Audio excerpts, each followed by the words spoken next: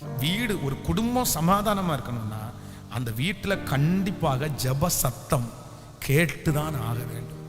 எந்த வீட்டில் ஜெப சத்தம், ஆராதனை சத்தம், வசனத்தினுடைய சத்தம் கேட்கப்படுகிறதோ அந்த வீட்டில் கண்டிப்பாக கர்த்தர் உலாவுவார். அந்த குடும்பத்திலே சமாதானத்தை கர்த்தரே வசிப்பார். நீங்க போய் நிற்கணும். கணவனாரை குறித்து யாரிடத்துலையும் சொல்றதுக்கு முன்னாடி கர்த்தரிடத்துல போய் உங்க கம்ப்ளைண்ட் எல்லாம் யார்கிட்ட சொல்லுங்க. மனைவியை குறித்த கம்ப்ளைண்ட்டை கர்த்தரிடத்துல சொல்லுங்க. கணவனாரை குறித்த கம்ப்ளைண்ட்டை கர்த்தரிடத்துல சொல்லுங்க. பிள்ளைகளை குறித்த கம்ப்ளைண்ட்டை யாரிடத்துல சொல்லுங்க. கர்த்தரிடத்துல, ஆண்டவரே இப்படி நடக்கிறாங்க, இப்படி இருக்காங்க, எனக்கு இது பிடிக்கல, நீங்க கொஞ்சம் மாற்றுங்க, நீங்க கொஞ்சம் சரி பண்ணுங்க. ஆண்டவர் நிச்சயம் ஒரு நாள்ல பதில் தர வல்லவரா இருக்கிறார். ஹல்லேலூயா. ஸோ நம்பர் 2, இரண்டாவது, என் குடும்ப சமாதானத்திற்காய் நான் இனி என் வாயை வேறு யாரிடத்திலும் திறக்க மாட்டேன். கர்த்தரிடத்துல மட்டும்தான் நான் திறப்பேன். அமைதியா இருங்க, ஒண்ணுமே சொல்லாதீங்க. சிலருக்கு ஒரு பெரிய பழக்கமே இருக்கு. அம்மாட்ட சொன்னா பெரிய ஆறுதல், சிலருக்கு அப்பாட்ட சொன்னா பெரிய ஆறுதல். நான் சொல்றேன், நீங்க ஆறுதல் படுவீங்க, ஆனா இன்னொரு ஆத்துமா உங்க அம்மாட்ட உங்க வீட்டுல நடக்கிறது எல்லாத்தையும் நீங்க சொல்லிட்டீங்கன்னா உங்க அம்மா உங்களை என்ன பண்ணுவாங்க? கண்டிப்பா ஆறுதல் படுத்துவாங்க. கவலைப்படாத மகளே, ஆண்டவர் கூட இருக்காரு, நான் ஜெபம் பண்ணிக்கிறேன், நீ தைரியமா இரு. நல்ல அம்மா அங்க கண்டிப்பா ஆறுதல் படுத்துவாங்க. ஆனா ஆறுதல் படுத்திட்டு அடுத்த நிமிஷத்துல அந்த அம்மாவுக்கு ஒரு வலி வரும் பாருங்களேன். தன் பெத்தெடுத்த பிள்ளை மனசு கஷ்டப்படுறத பார்த்து அவ்வளவு வலிக்கும் அவங்களுக்கு. ஆனா வெளியே என்ன பண்ணுவாங்க? சிரிச்சுட்டே இருப்பாங்க. ஒன்றும் இல்லை, ஒன்றும் இல்லை, ஏன் இப்படி பயப்படுற, ஒன்றும் இல்லை, உங்க அப்பாவுடையா, உங்க தாத்தாவுடையா, அப்படி வெளியே சொல்லிடுவாங்க. அது நான் என்ன நம்புறேன் அப்படின்னா, உங்களுடைய பிரச்சனையை சொல்லி இன்னொருத்தரையும் நீங்க என்ன பண்ணிடாதீங்க. இன்னொரு அம்மா அப்பாவை, அவங்க வயசானவங்க, அவங்க நாட்கள் ஆயிடுச்சு, இன்னும் கொஞ்ச நாளைக்குள்ள தேவராஜ்யத்துக்கு போறாங்க, அவங்கள போய் ஏன் கஷ்டப்படுத்தணும்? ஆனா உங்க கணவன் மனைவியினுடைய சூழ்நிலை உடனே சரியாயிரும். நீங்க ஒரு 2 மணி நேரத்துக்குள்ள சரியாயிருவீங்க.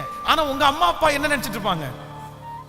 சமாதானமா இருக்கிறாங்களோ இல்லையோ, நல்லா இருக்கிறாங்களோ இல்லையோ, ஒவ்வொரு நிமிஷமும் அவங்களுக்கு வந்து கஷ்டமாவே இருக்கும்.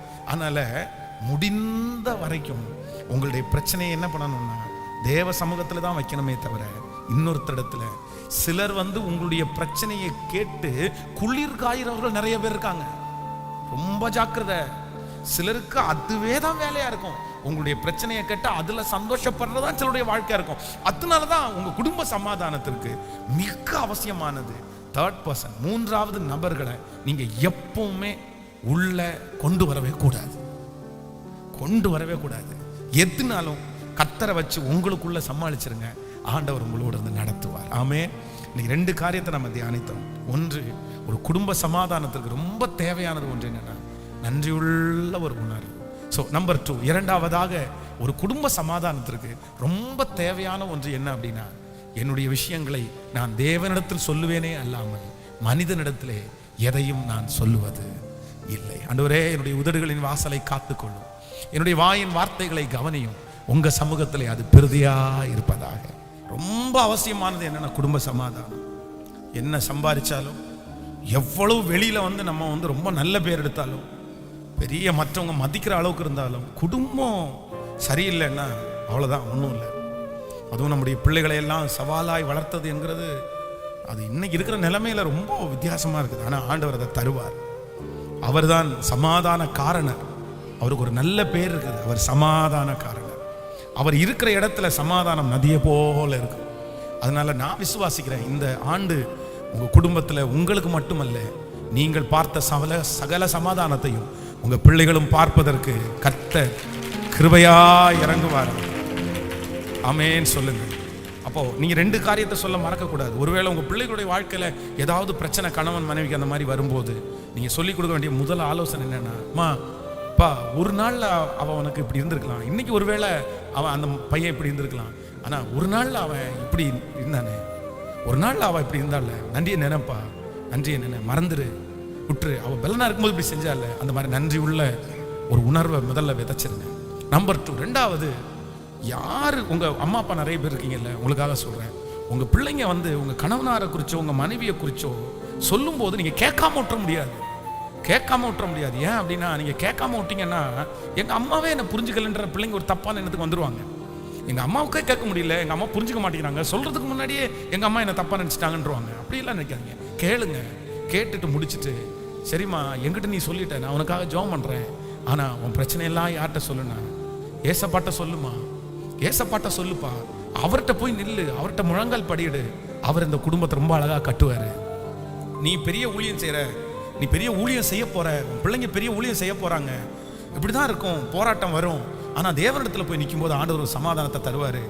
நாங்க பேசுறதுனால எதுவும் நடக்க போறது இல்லை, நாங்க பேசினா பிரிவினைகள் அதிகமாயித்தான் இருக்கும், அதனால வேண்டாம் அப்படின்னு சொல்லி அந்த ஆலோசனையை சொல்லணும். நீங்களும் உங்க மனசுல எப்பவுமே ஃபிக்ஸ் பண்ணிக்கிங்க. இன்னைக்கு போங்க, போயிட்டு நான் சொல்றேன், இந்த ஜெபத்துல யாருக்காவது ஒருத்தருக்கு கணவன் மேல கசப்பு இருக்குதா, மனைவி மேல கசப்பு இருக்குதா, தயவு செய்து நான் சொல்றத நீங்க அன்பாய் கேளுங்க. ஆன்லைன்ல இருக்கிறவங்க கேளுங்க.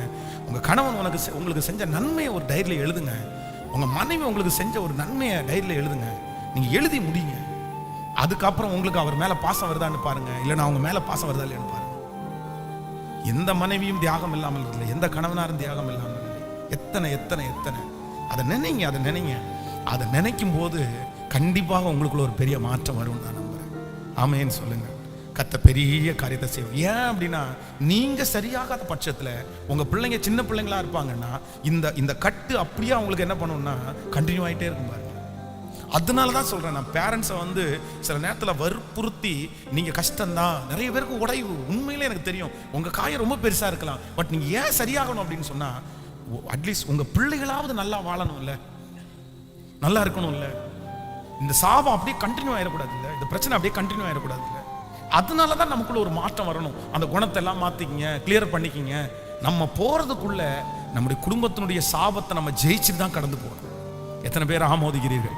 நீங்க ஒரு சக்சஸ்ஃபுல்லான ஒரு வெற்றி உள்ள ஒரு கணவன் மனைவியாய் இல்ல வெற்றி உள்ள ஒரு குடும்பத்தை கட்டிட்டீங்கன்னா உங்களுக்கு வர்ற பிள்ளைங்க கண்டிப்பாக அவங்க கண்டிப்பா அவங்க வெற்றி உள்ளவங்கள தான் இருப்பாங்க.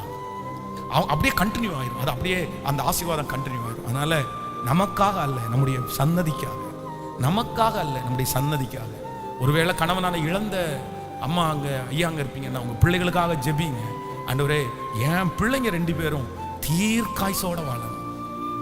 நான் சின்ன வயசுல இருந்தே என் கணவனால இழந்துட்டேன், ஆனா என் பிள்ளை அப்படி விழுந்துடக்கூடாது, என் பையன் அப்படி இருந்துடக்கூடாது. அவங்க பூரண வயசுள்ளவங்களா மறிக்கணும்.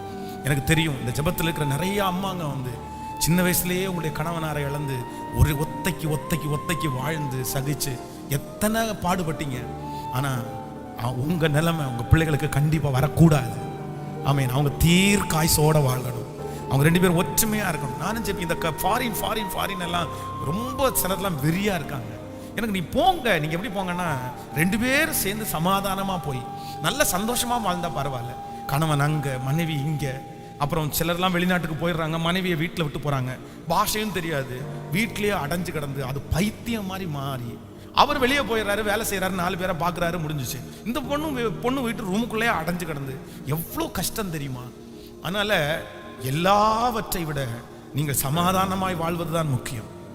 பணம் எல்லாம் எப்போ வேணாலும் வரும், அது ஒன்றும் வந்த உடனே ஒன்றும் பெரிய விஷயமே இல்லை. ஆமேன்னு சொல்லுங்க. நான் ஒன்று நினச்சிக்கோங்க, எவ்வளவு பணம் வந்தாலும் நீங்கள் ஒரு டைமில் ஒரு சட்டையும் ஒரு பேண்ட்டும் தான் போட முடியும். இன்னொன்று தூக்கி மாட்டிக்க முடியுமா? இல்லை, நான் ஒரு கோடீஸ்வரன் அதனால நான் 3 சட்டை போட்டிருக்கேன்னு சொல்ல முடியுமா? கேட்கல. இன்னொன்று சொல்கிறேன், உங்களுக்கு எவ்வளவு பணம் வந்தாலும் ஒரு நேரத்தில் ஒரு காரில் தான் உங்களால் என்ன பண்ண முடியும்? டிராவல் பண்ண முடியும். இல்லை, நான் இந்த இடத்துல இருக்கிறேன், என் ஆவி இன்னொரு காரில் போட்டோம், நான் பென்ஸ் காரில் போகிறேன், இன்னொரு ஆவி பிஎம்டபிள்யூவில் போட்டோம் அப்படின்னு சொல்ல முடியுமா? முடியாது. இன்னொன்று சொல்கிறேன், உங்களுக்கு எவ்வளவு பணம் இருந்தாலும் இந்த வயிற்றுக்கு அளவு தான் என்ன பண்ண முடியும்? இல்லை, சாப்பாடு நிறைய இருக்குது, நான் இன்னும் கடன் வாங்கி இன்னொரு பேகை கட்டிக்கிட்டு சாப்பிட்றேன்னு சொல்ல முடியுமா? சொல்லுங்க சத்தமா. என்னதான் இருந்தாலும் அந்த வயிறு நிறையிற அளவுக்கு தான் சாப்பிட முடியும். இன்னும் நான் நல்ல பெரிய பணக்கார கோடீஸ்வரமான பெரிய பங்களா கட்டிட்டேன், அவ்வளோதான், அதில் தூங்க போகிறேன் அப்படின்னு சொல்லிட்டு என்னதான் படுக்க அறைக்கு போனாலும் 6 மணி நேரம் 7 மணி நேரத்துக்கு மேலே உங்களால் தூங்க முடியுமா? சொல்லுங்க. அவ்வளோதாங்க. அதனால பெரிய கோடீஸ்வரன் ஆகணும், பெரிய கோடீஸ்வரன் ஆகணும், பெரிய கோடீஸ்வரன். இந்த நினைப்பு நமக்கு ரொம்ப கேட்கல. இன்னொன்னு நினைச்சுக்கோங்க, பணம் இல்லாம இருக்கிற வரைக்கும் பிரச்சனை இல்லை. நீங்க ஆசீர்வதிக்க பெரிய அளவுக்கு வராத வரைக்கும் உங்களுக்கு பிரச்சனை இல்லை. மினிமமா இருந்துட்டு அவ்வளோ அழகா போயிட்டு இருக்கலாம். ஆனா நீங்க எவ்வளவு ஆசீர்வதிக்கப்படுறீங்களோ அவ்வளவு தூரம் உங்களுக்கு ஆபத்துன்னு இல்லை, கஷ்டத்தை நீங்க பாட்டு தான் ஆகணும். அதுக்கு என்ன ஒரே ஒரு பிளஸ், நீங்க நினைக்கிறத மனசுல ஆசைப்படுறத உடனே போய் நீங்க என்ன பண்ணிடலாம், அவ்வளவுதான். அதை விட்டு வேற ஒண்ணுமே கிடையாது. அதனால நீ நல்லா இருப்போம், நல்லா வைப்பாரு. ஆனா ரொம்ப பணம் பணம் பணம் பணம். சிலருடைய குடும்பத்துல பாத்தீங்கன்னா என்ன, அதெல்லாம் வேணாம். நானும் என் வீட்டாருமோ வென்றார் கர்த்தரையே செய்.